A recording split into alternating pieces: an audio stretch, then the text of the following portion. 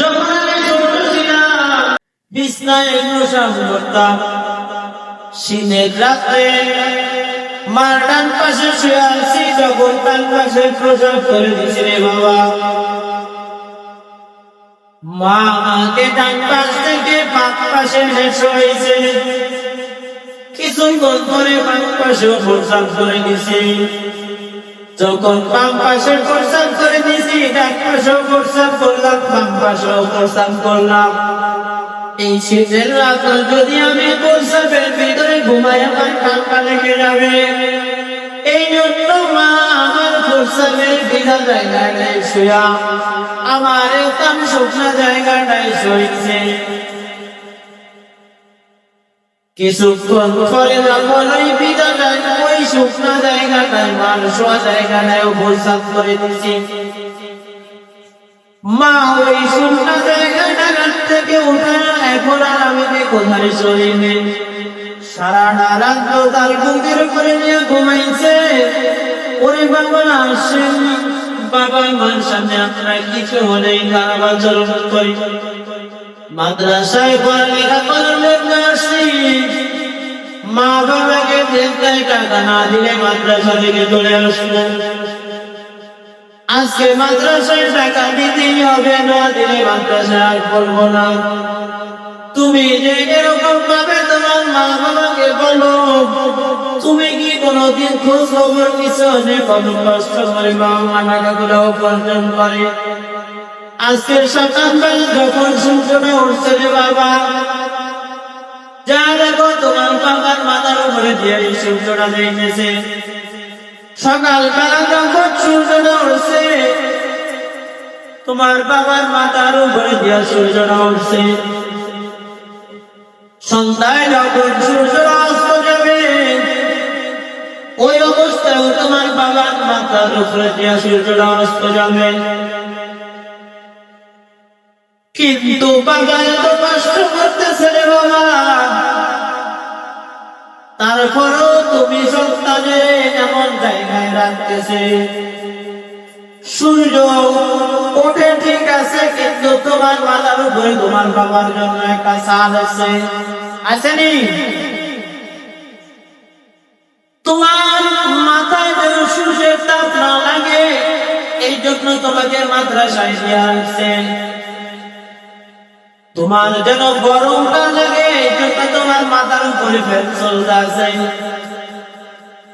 তোমার বাবা যে মাঠে ঘাটে কাজ করে, তোমার বাবার মাথার উপরে কি ছাদ আসেনি? তোমার বাবার মাথার উপরে কি কেউ ফ্যান করে রাখছে রে বাবা? সকালে সূর্যটা তার মাথার উপরে দিয়ে ওঠে, সন্ধ্যায়ও তার মাথার উপরে দিয়ে অস্ত যায়। অথচ এত কষ্ট পরিশ্রমের টাকা তোমার দেয়, তোমার কত বিলাসিতার জীবন তুমি পার করতেছ। বাবা মার কষ্ট বোঝো না, কিছু থেকে কিছু হইলেই বলো মাদ্রাসায় পড়বো না। সময় মতো যদি আমার টাকা না দিলে পারো আমি মাদ্রাসায় যাবো না, আমার যদি নাস্তা না দিলে পারো আমি মাদ্রাসায় আর পড়বো না। অথচ বাবা মা কত কষ্ট করে তোমার মাদ্রাসায় টাকাগুলো দেওয়ার জন্য। মা বলেন আজকে আমার বাজার দরকার, বাজার করার কোনো প্রয়োজন নাই, কালকে আমার সন্তানদের মাদ্রাসায় বেতন দেওয়া লাগবে, এই টাকাটা রেখে দাও, আপনারা ডাকবো না করো আমার সন্তানরা মাদ্রাসায় ভালো থাকুক। কিন্তু তুমি আমি বুঝি রে বাবা, মা বাবা কত কষ্ট করে টাকাগুলো দেয়, এই কষ্টের টাকা খেয়ে যদি আমরা ভালোভাবে পড়ালেখা না করি, আমরা যদি আমাদের জীবনের দামি সময়টাকে যদি খেলায় নষ্ট করে দিই, তাহলে যে বাবার এই কষ্ট মার এই পরিশ্রম কি সফল না বিফল? মা বাবার কোনো অভিশাপ দেওয়া লাগবে না রে বাবা, তোমার জীবন এমনি নষ্ট হয়ে যাবে। তুমি যদি মক্কার ইমাম সাহেবের কাছে দেখো, তার পায়ের উপরে কইরা বলে হুজুর আমার জন্য একটু দোয়া করে দেন, কোন লাভ হবে না রে বাবা। তুমি তোমার বাবা মার কষ্টের টাকা অন্যায় ভাবে খরচ করতেছ। তোমার দিছে পড়ালেখা করার জন্য, এই যে আজকে তুমি ক্লাসে বেরোতে, তোমার একটা পৃষ্ঠা দুইটা পৃষ্ঠা সবক ইয়াদ করার কথা, তুমি ক্লাসে বসে দুষ্টামি পাইতামি শয়তানি লইয়া সময় নষ্ট করে দিচ্ছ। তাইলে এইটা কি তোমার বাবা মার সাথে ন্যায় আচরণ করছো কিনা? ন্যায় আচরণ কি তোমার তোমার বাবা মার কষ্ট তুমি বুঝলা না?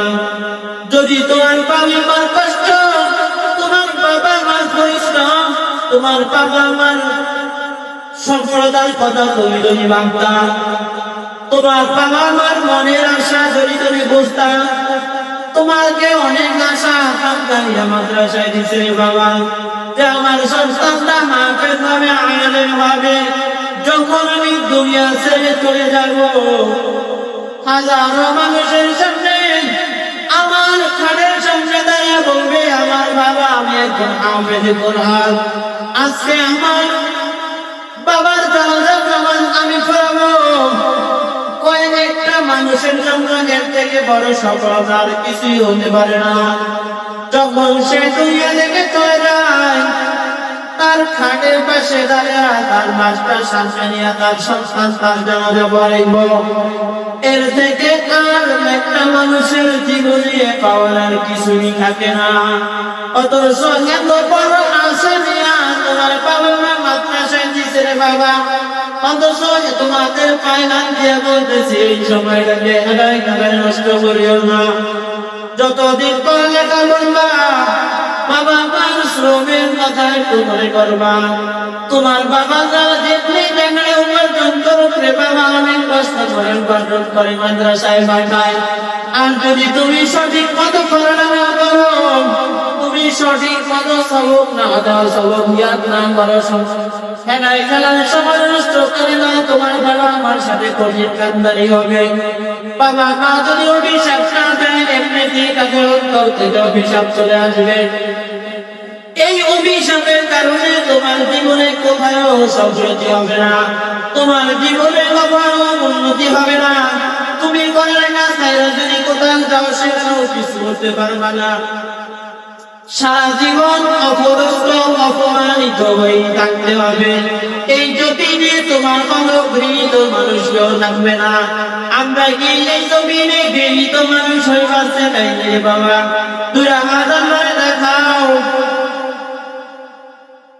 যে আল্লাহ আমরা দুদিন বাঁচবো, বাবা মার সন্তুষ্টি অর্জনের জন্য কাজ করবো, এবং বাবা মা কষ্ট আমরা সবাই করবো।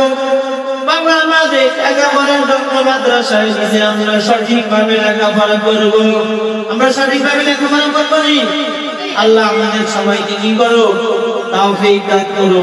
আমরা যে কথাগুলো শুনছি ও বলছি, আমাদের সবাইকে আল্লাহ আমল করার তৌফিক দান করো।